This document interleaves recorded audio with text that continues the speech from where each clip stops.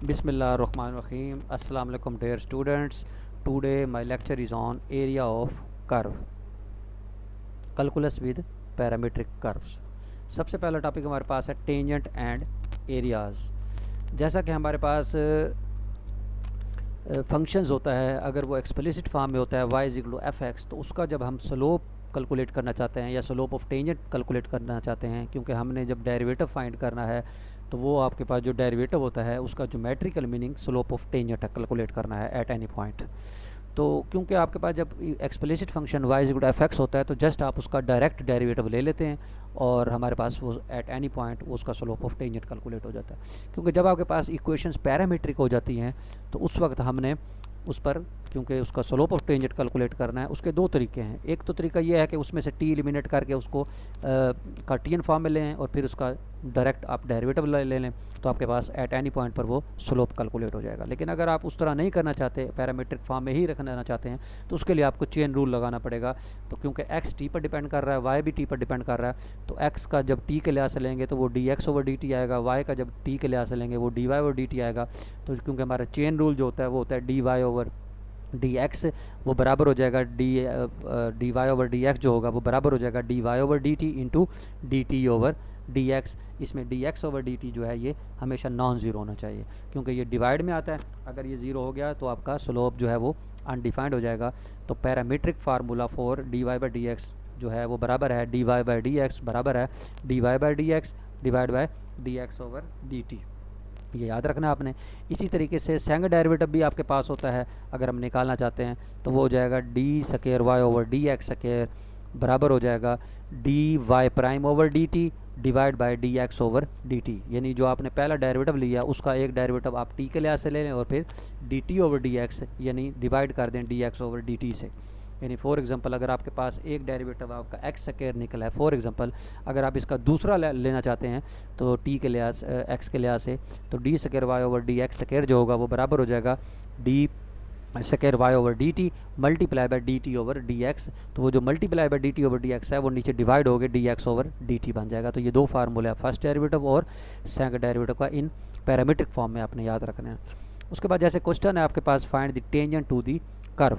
तो tangent to the curve का मतलब है कि आपने टेंजेंट की इक्वेशन कैलकुलेट करनी है, उसमें एक्स दिया हुआ है, आपको वाई दिया हुआ है, इस पॉइंट पर निकालना है, उसमें टी भी दे दी है।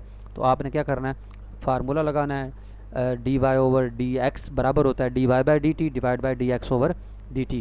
क्यों, अब आपको वाई क्यों के दे दिया उन्होंने, टेन टी इसका डेरिवेटिव आएगा सीकेंट स्क्वायर टी, और जो एक्स दिया हुआ है सीकेंट टी इसका डेरिवेटिव आएगा secant t into tan t. तो एक टेन टेन से कैंसिल, एक सीकेंट से कैंसिल, तो ये सीकेंट टेन आ जाएगा। अब क्योंकि उसने टी दिया हुआ पाई बाई 4, तो जब उसमें हम पुट करेंगे तो d y by d x आपका आएगा 2 स्क्वायर रूट। तो इक्वेशन ऑफ टेंजेंट लाइन जो आपके पास होती है वो होती है y माइनस वाई नॉट बराबर है m x minus x naught. तो इसमें m आपका जो निकला है वो डेरिवेटिव निकला है, वो 2 स्क्वायर रूट है, और आपके पास क्योंकि पॉइंट उसने दिया हुआ है कि जिस पॉइंट पर कैलकुलेट करना है वो आपका है 2 स्क्वायर रूट 1, यानी x आपका 2 स्क्वायर रूट y आपका 1। तो आप इक्वेशन में पुट करें y की y minus one which is equal to 2 square root x minus 2 square root. तो इसको सिंप्लीफाई करें तो आपके पास ये जो इक्वेशन ऑफ टेंजेंट लाइन हासिल हो जाएगी। इसी तरीके से आप डबल डेरिवेटिव फाइंड करें इसका, x is equal to t minus t square and y is equal to t minus t की 3। तो आप पहले पहला डेरिवेटिव निकालें, तो y प्राइम बराबर होता है D Y over D x बराबर होगा d y by d t multiply by d T over D x, यानी उसको हम डिवाइड की शक्ल में भी लिख सकते हैं d x over D t. तो d y by d t, क्योंकि y आपके पास है टी माइनस टी की 3, तो ये आएगा 1 minus 3 t square divide by d x over D T, x आपके पास टी माइनस टी स्क्वायर, तो आएगा 1 माइनस 2 टी। ये आपका पहला डेरिवेटिव आ गया। अब आप इसको मज़ीद डिफरेंशिएट कर दें पहले टी के लिहाज से, क्योंकि हमें उसमें इस्तेमाल करना है। तो d y prime over D t, क्योंकि ये हमारे पास बटा में आ गया, कोशेंट में आ गया, तो इस पर कोशेंट थ्योरम लगा दें आप, यानी डिनोमिनेटर का स्क्वायर हो जाएगा 1 माइनस 2 टी का होल स्क्वायर हो जाएगा, और वही फंक्शन वैसे ही फिर 1 माइनस 3 टी स्क्वायर का डेरिवेटिव लेंगे, फिर minus sine 1 minus t square वैसे रहेगा और 1 माइनस 2 टी का डेरिवेटिव लेंगे। जब क्वेश्चन थ्योरम लगाने के बाद उन्होंने डायरेक्ट आपको ये रिजल्ट लिख के दिया है, तो यानी क्वेश्चन थ्योरम लगा कर आपने ये d y prime over D t निकालना है। क्योंकि मैं निकालना चाहता हूँ d square y over D x square, तो जब d square y over D x square निकालूंगा तो इसका जो चेन रूल है फार्मूला वो है D y prime over D t divide by d x over D t. ये भी ऊपर हमने डिस्कस किया था। तो इसकी वैल्यू जो आपने निकाली वो पुट कर दी, और D x over D T की हम पहले निकाल चुके हैं 1 माइनस 2t, तो वो पुट कर दिया। तो ये स्क्वायर है, ये इसकी पावर 1 है, तो ये हो जाएगा 1 माइनस 2t की पावर 3, और ऊपर आपके पास 2 minus 6t plus 6t square. तो ये आपका डबल डेरिवेटिव आ गया इन पैरामीट्रिक फॉर्म के अंदर। उसके बाद हम टॉपिक करते हैं, हमने एरिया कैलकुलेट करना है ऑफ द पैरामीट्रिक, मतलब फंक्शंस आपके पास हैं, पैरामीट्रिक इक्वेशंस हैं, तो आपने उसका एरिया कैलकुलेट करना है। बेसिकली हमारे पास जो एरिया का फार्मूला होता है कि आपके पास जो भी फंक्शन आपको दिया हुआ है आप उसकी डोमेन कैलकुलेट कर लें, या उसकी डोमेन का मतलब है, या उसके अगर आप डोमेन में फाइंड करना चाहते हैं या उसके किसी सब इंटरवल में आप उसका एरिया कैलकुलेट करना चाहते हैं, तो वो इंटरवल आपको दिया होगा या हम कैलकुलेट करते हैं। बहरहाल यहाँ उन्होंने डोमेन दे दिया है कि टी की जो वेरिएशंस हैं वो 0 से लेकर 2π तक हैं, यानी आपने इसका 0 से लेकर 2π तक आपने कंप्लीट इसका एरिया कैलकुलेट करना है। तो सिमेट्री के लिहाज से देखा जाए तो हमारे पास ये जो इक्वेशंस बनती है पैरामीट्रिक, ये एस्ट्रॉयड की इक्वेशन है। एस्ट्रॉयड का मतलब है, इसको हम कहते हैं 4 कस्प हाइपोसाइक्लॉइड, 4 कस्प हाइपोसाइक्लॉइड भी कहते हैं। तो ये देखें, ये इसकी पैरामीट्रिक इक्वेशन है। टी जो है जब 0 से 2π उसको वेरी करवाएंगे तो इस तरह की ये कर्व्स बनेगी, मतलब 4 सेक्टर इसके बनते हैं, और चारों की जो लेंथ होती है, चारों सेक्टर्स का जो एरिया होता है वो बराबर होता है।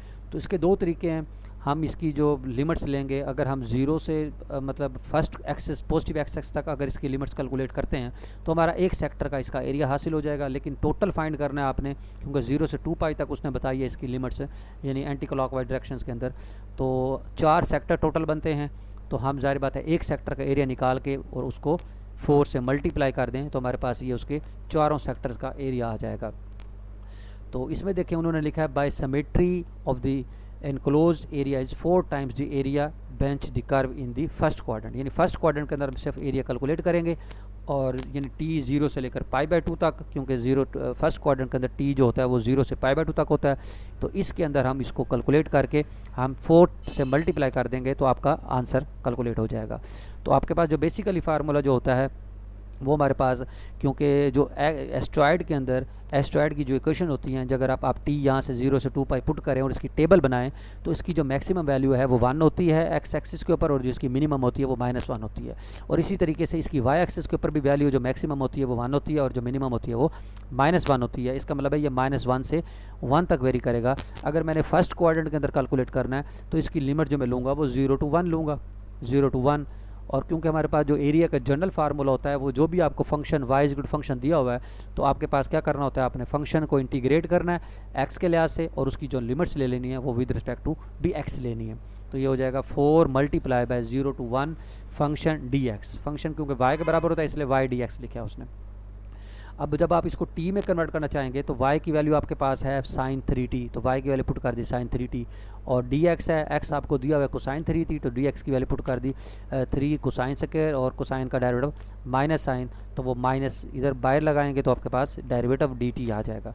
अब 4 वैसे ही, अब देखें क्योंकि ये x आपका 0 है, जब x 0 है तो कोसाइन किस एंगल पर 0 होता है, 90 के ऊपर। इसका मतलब है आपकी लोअर लिमिट 90 यानी π/2 आ जाएगी। जब x की वैल्यू 1 पुट करूंगा तो कोसाइन 1 कहाँ होता है, 0 पर, तो कोसाइन 0 1 होगा। तो जब लिमिट्स इंटरचेंज करूंगा, क्योंकि लिमिट्स आई हैं π/2 से 0 तक, तो इसका मतलब है क्योंकि माइनस है तो माइनस ख़त्म करूंगा तो उसका मतलब है लिमिट्स भी इंटरचेंज करूंगा, तो लिमिट्स हो जाएंगी 0 से π/2 और वो माइनस माइनस प्लस हो जाएगा। तो ये बन जाएगा 4 टाइम 0 से π/2 साइन 3 कोसाइन से साइन टी, तो 3 बाहर आ गया, 3 4 12 हो गया। तो 3 4 जब 12 हुआ तो उसके बाद हमारे पास क्या हो गया, साइन 3 और ये साइन 4 हो गया। इसके साइन 4 का फार्मूला लगा दिया 1 माइनस कोसाइन 2/2 होल स्क्वायर, और कोसाइन स्क्वायर का फार्मूला लगा दिया 1 प्लस कोसाइन 2t/2। तो 2 2 4 4 12 से कैंसिल हो जाएगा, यानी उसके बाद 3 आ जाएगा। इसका 2 का स्क्वायर 4 है, क्योंकि उसका भी 2 एक कैंसिल बच हुआ तो एक कैंसिल रह गया, तो ये इसका a नफी b का स्क्वायर एक्सपेंड किया। फिर इसको जब मल्टीप्लाई किया तो सिंपल फंक्शंस को मल्टीप्लाई करके फिर ट्रिग्नोमेट्री के फार्मूले इन्होंने यूज़ किया, अलग अलग इंटीग्रेशन ली इसकी। तो अलग अलग इंटीग्रेशन लेके फंडामेंटल थ्योरम लगाना है इन्होंने, तो फंडामेंटल थ्योरम लगा के आपने इसके 3π/8 इसका जो है वो आंसर आ गया। अगर इस तरीके से नहीं करना चाहते तो आप रिडक्शन फार्मूला या बीटा गैमा फार्मूला भी लगा कर सॉल्व कर सकते हैं। रिडक्शन फार्मूला तो हमने प्रीवियस लेक्चर्स में हमने डिस्कस किया था, उस तरीके से इसको सॉल्व कर लें, या आप बीटा गामा क्योंकि हमने अभी तक नहीं पढ़ा, इसलिए हम इसको बीटा गामा से सॉल्व नहीं करेंगे। आप इसको रिडक्शन फार्मूला या सिंपल ट्रिग्नोमेट्री के फार्मूले लगाकर इसको सॉल्व कर लें। तो इधर कोसाइन 3 की इंटीग्रेशन भी मैं बताता चलूँ, ये भी उसी प्रीवियस चैप्टर में हमने डिस्कस की थी। कोसाइन 3 की इंटीग्रेशन कैसे करनी है, इस पर कोसाइन स्क्वायर 2t और कोसाइन का फार्मूला लगा देना है, और फिर कोसाइन स्क्वायर का फार्मूला 1 + कोसाइन 2t/2 लगाकर मल्टीप्लाई करके ये फार्मूला